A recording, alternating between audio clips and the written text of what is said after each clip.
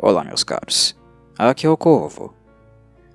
Gostaria muito de introduzir o podcast fornecendo excelentes impressões sobre Texas Chainsaw Massacre de 2022, mas infelizmente não será o caso.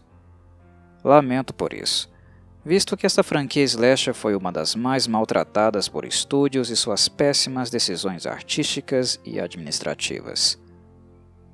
Sendo brutalmente honesto com o ouvinte, já que ser brutal faz parte do contexto da obra em questão, o filme original de Tobe Hooper e Ken Henkel, lançado em 1974, foi o único a possuir algum valor histórico e que chocou toda uma geração. E tal feito, por sinal, foi atingido sem a mínima necessidade do gore. O caminho escolhido por Hooper e Henkel foi da tortura psicológica, terrivelmente administrada em Sally Hardesty, interpretada pela saudosa rainha do grito Marilyn Burns. O remake de Marcus Nispel, de 2003, produzido pela Platinum Dunes, também tem bons momentos. É um bom Texas Chainsaw Massacre, embora não possua toda a relevância do original segundo o ponto de vista histórico. Porém, além dos dois citados, infelizmente todos os demais são filmes descartáveis, pessimamente conduzidos e até mesmo pastelões, caricaturas de péssimo gosto. O filme de 2022, que foi idealizado, escrito e produzido principalmente pelo uruguaio Federico Álvares, infelizmente é apenas uma continuidade dos maus tratos sofridos pela franquia por quase 50 anos. Um castigo tão severo e enojante que está no mesmo nível das atrocidades causadas pelo degenerado Leatherface. Desde já, aviso para os ouvintes mais apaixonados da franquia, consumidores acríticos de qualquer coisa publicada sob este título, que minhas palavras seguintes não serão do vosso agrado.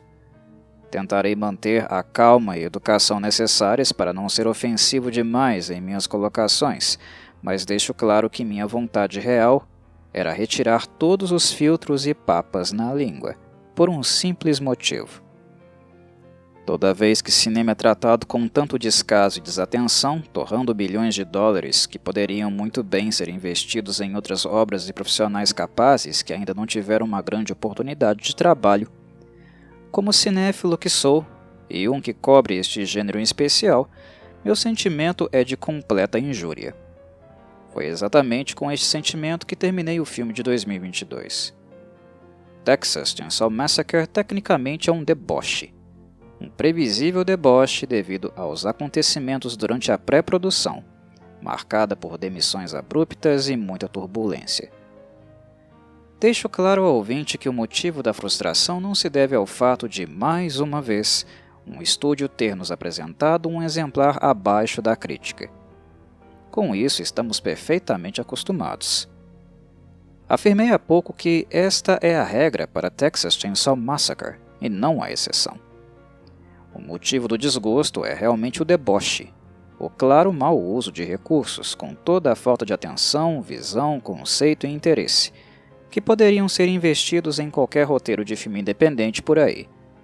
Teria sido o melhor uso. O que Álvares e a Legendary Pictures nos apresentam é nada mais nada menos do que uma máquina de triturar carne, sem qualquer vestígio mínimo de algo que possamos chamar de roteiro. Dito isso, sei muito bem que o ouvinte deve estar questionando neste momento.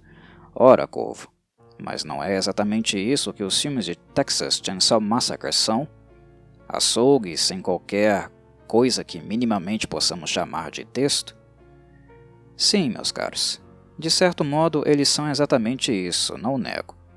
Porém, em outros títulos da franquia, por mais que o resultado final fosse risível e muito aquém de um slasher aceitável, observamos os envolvidos fracassando por inabilidade, e não por displicência ou desinteresse. E este é o ponto. Em muitas ocasiões, os péssimos filmes desta franquia apresentavam tentativas de fazer algo coerente e com estrutura textual organizada. A maioria fracassou, mas fracassou tentando.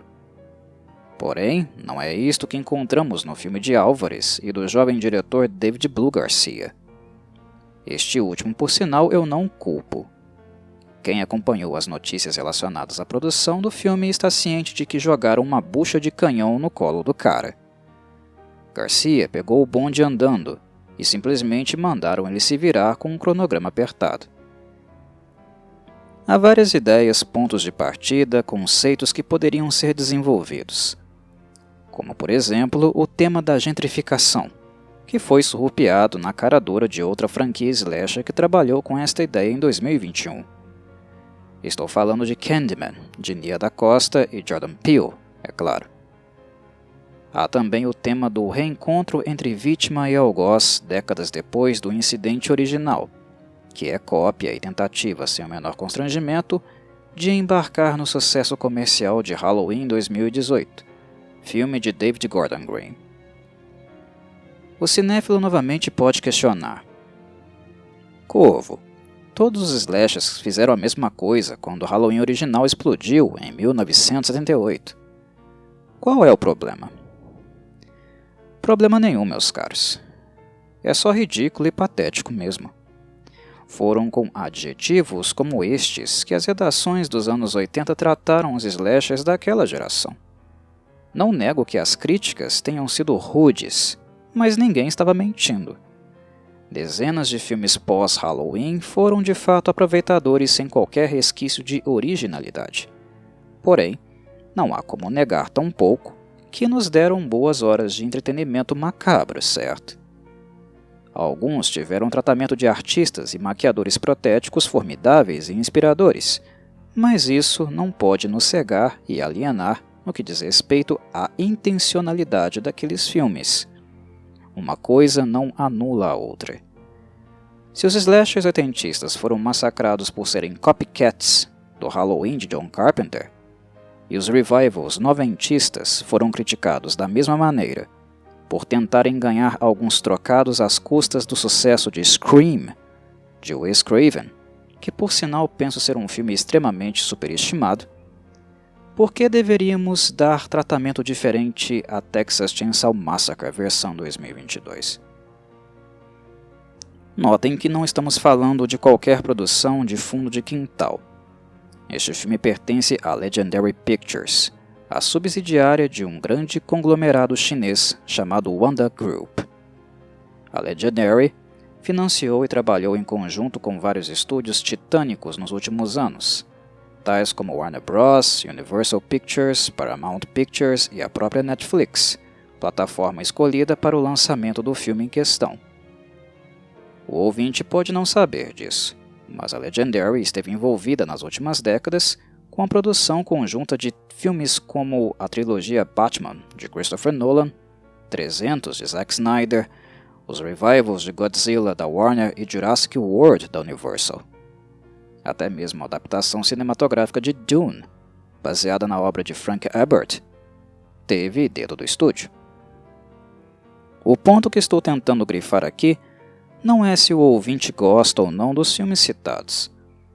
Apenas quero que percebam que estamos falando de gente que sabe muito bem como fazer cinema de um ponto de vista técnico, comercial e que envolve logísticas complexas, surreais e de muito risco.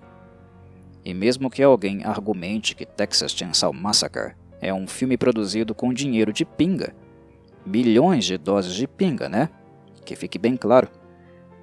Isso não é desculpa para entregarem um produto totalmente remendado e de roteiro que mais parece um queijo suíço, com mais buracos do que realmente queijo.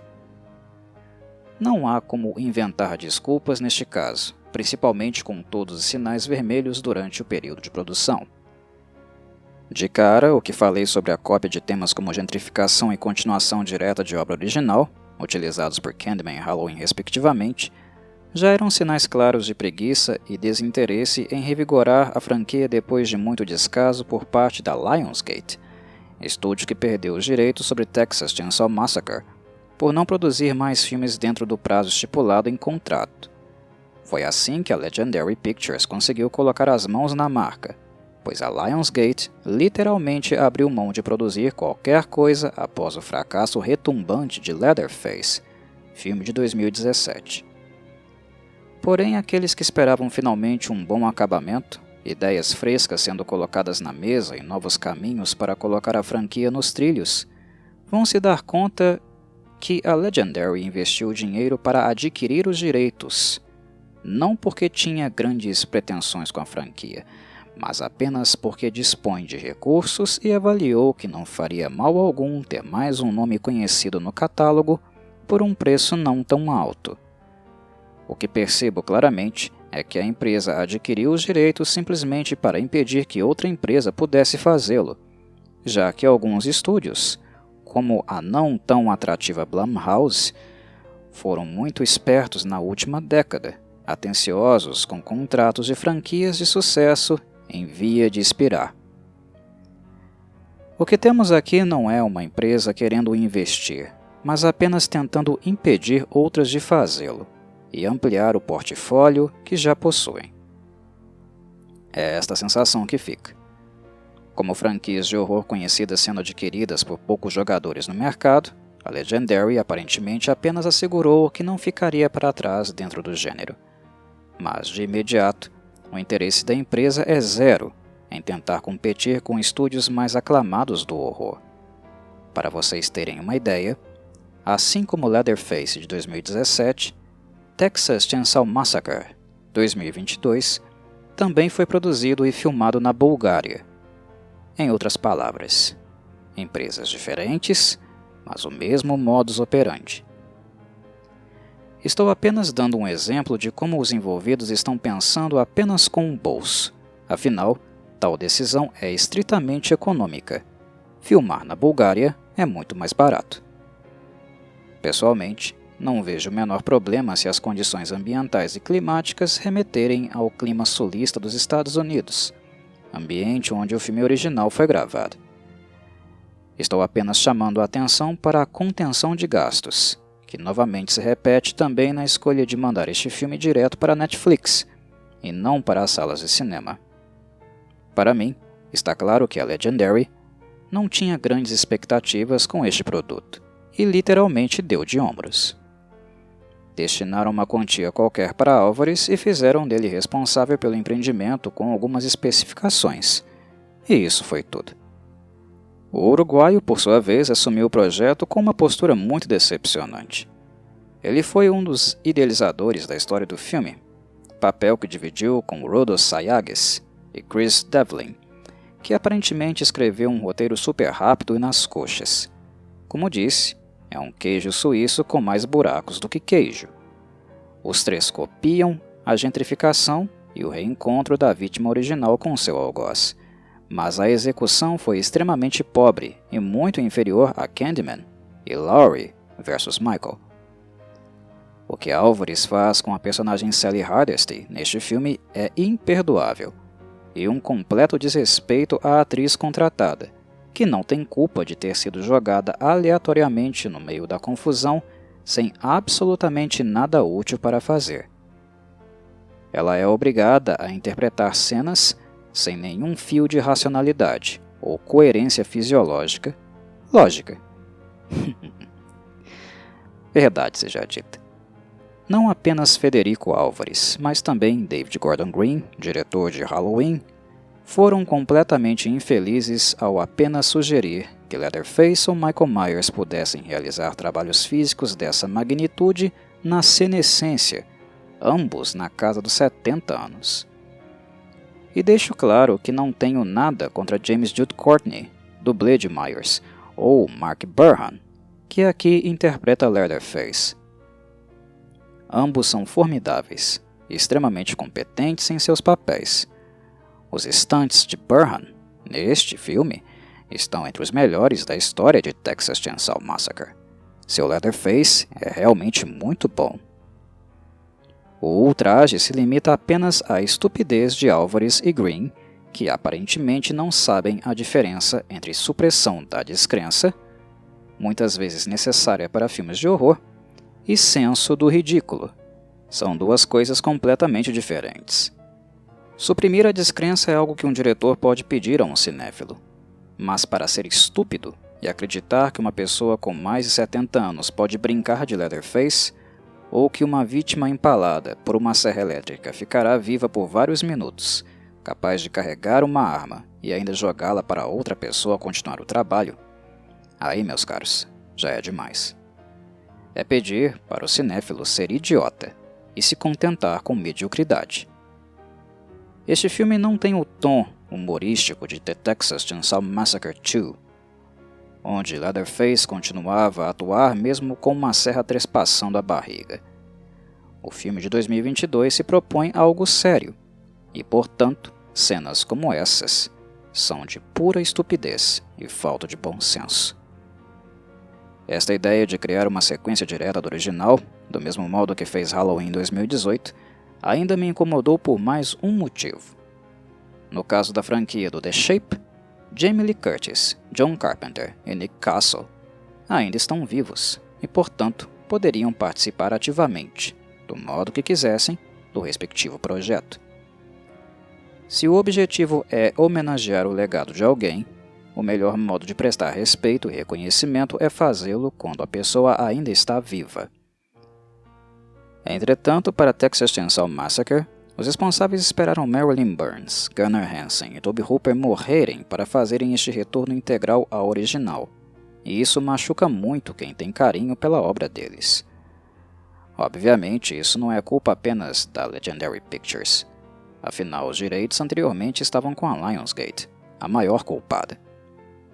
Mas não deixa de ser insensível e desrespeitoso seguir os mesmos passos de Halloween 2018, quando Marilyn, Gunnar e Tobe já não estão mais entre nós, sendo suas mortes tão recentes, 2014, 2015 e 2017, respectivamente. Entendo tal direção como desnecessária, especialmente numa situação onde o estúdio não está concentrado em criar uma masterpiece, uma obra que pudesse elevar o patamar da franquia e abrir portas para um futuro mais promissor.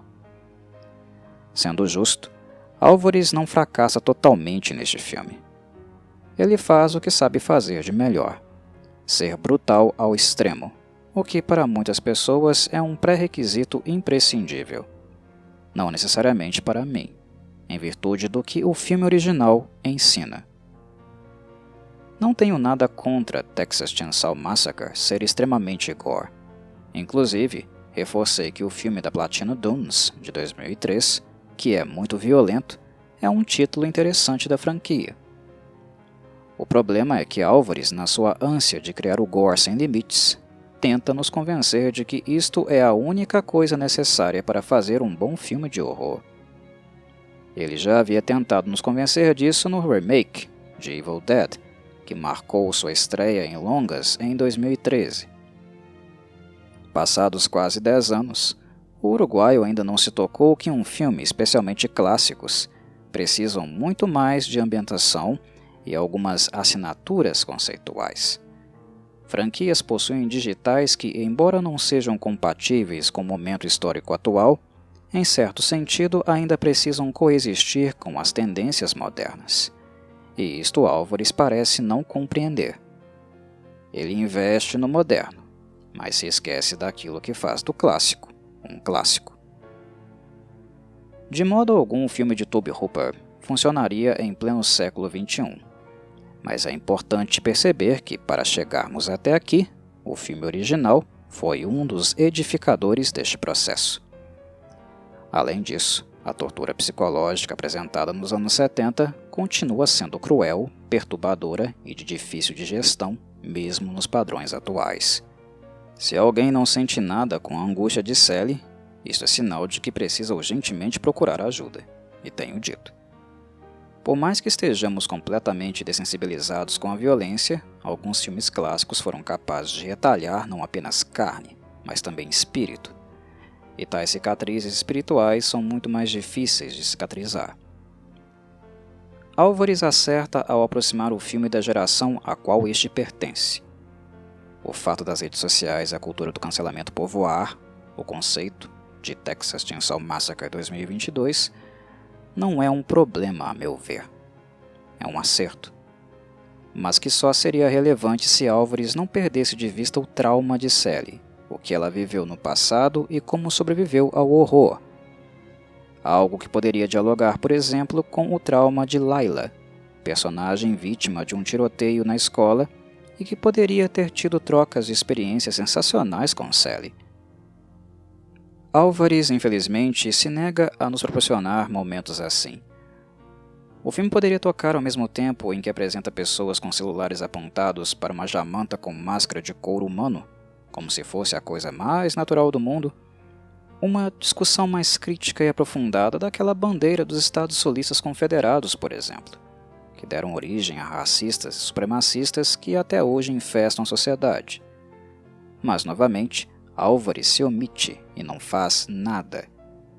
A bandeira está lá, jogada aleatoriamente no cenário apenas para mostrar que o filme está engajado com tais questões. Falsamente, é claro.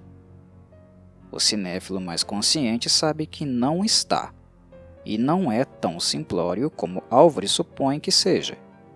Texas Chainsaw Massacre não discute gentrificação, síndrome pós-traumática, racismo, redes sociais ou cultura do cancelamento. Este filme só joga as temáticas no mesmo lugar onde Leatherface promove o tradicional banho de sangue, que neste caso aqui é sem precedentes na história da franquia. Mas isto é tudo. Não há texto ou comentário. O que existe em 1h20 de duração é uma série de oportunidades perdidas, que poderiam resultar em uma obra muito mais interessante. Isso, claro, se o projeto estivesse em mãos de pessoas mais talentosas. Dito isso, não considero Álvares um cineasta inepto. Pelo contrário. O filme Don't Breath, de 2016, demonstra que ele tem talento para criar algo que não se resume a um simples banho de sangue. Mas não foi o caso aqui. Se o ouvinte deseja apenas ver carnificina e nada mais, afirmo de maneira categórica que este filme foi feito para você. O que Leatherface faz na cena do ônibus é inominável. O uso de CGI pura, o que, como fã de maquiagem protética, eu lamento. Espero sempre uma abordagem híbrida, onde a tecnologia apenas entra naquilo que fisicamente um artista de efeitos especiais é incapaz de fazer. Bem, a CGI pura leva ao estraçalhamento do corpo humano em níveis que não posso colocar em palavras. A cena do ônibus é, sem dúvida, uma das mais brutais da história dos slashers. Mas com isto em mente, novamente provoco. É o suficiente para criar um bom filme de horror? Minha resposta é um sonoro não. Se um filme de horror se resumisse a isso, bastava ficarmos o dia todo assistindo vídeos de canais de kill count no YouTube. Simples assim. O que espero de um Texas Chainsaw Massacre são sim coisas gráficas como a cena do ônibus, mas também outras mais sutis e mesmo assim perturbadoras, como os momentos que Sally passou com Leatherface no original. Além disso, é importante inserir discussões críticas dos elementos que os roteiristas decidirem colocar na obra. Mas inserir para trabalhar, impulsionar o enredo, dar continuidade. São coisas assim que diferem um filme de horror com conteúdo dos vídeos de kill count no YouTube. Álvares definitivamente não estava interessado em construir uma história ou ambientar adequadamente o cenário, mas apenas pintá-lo de vermelho. E algumas vezes sem qualquer referência lógica. Motivo que o fez, inclusive, demitir previamente os irmãos Torhill, que dirigiram o filme por apenas uma semana. Eles foram substituídos por David Blue Garcia, condicionado a fazer o filme mais sanguinolento que pudesse. A chuva de sangue do Evil Dead de Álvares continua aqui, na Serra Elétrica de Leatherface.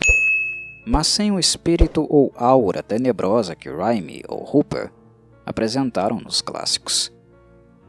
Como comentário final, reforço que o trabalho de Mark Burhan, como Leatherface, foi muito bom, e espero que a Legendary continue trabalhando com ele na possível sequência. A cena pós-créditos deu a entender que isso será possível. Também fiquei satisfeito ao rever a atriz Alice Creed, interpretando a velha senhora que acolheu Leatherface em um orfanato, ficando anônimo por décadas até que o intento de gentrificação viesse bater em suas portas. Krieg é muito boa atriz, e mesmo com poucos minutos de cena, ela não deixa de causar uma ótima impressão. Só lamento ela estar presente em um filme tão apático e desinteressado. É uma atriz de calibre, que merece papéis maiores e que correspondam devidamente à sua real capacidade cênica. Alice é boa demais para ser subaproveitada, e naturalmente, sua rápida aparição não foi suficiente para elevar em nada a qualidade deste projeto apressado e turbulento de Álvares e da Legendary. No mais, um forte abraço a todos e saudações corvídeas.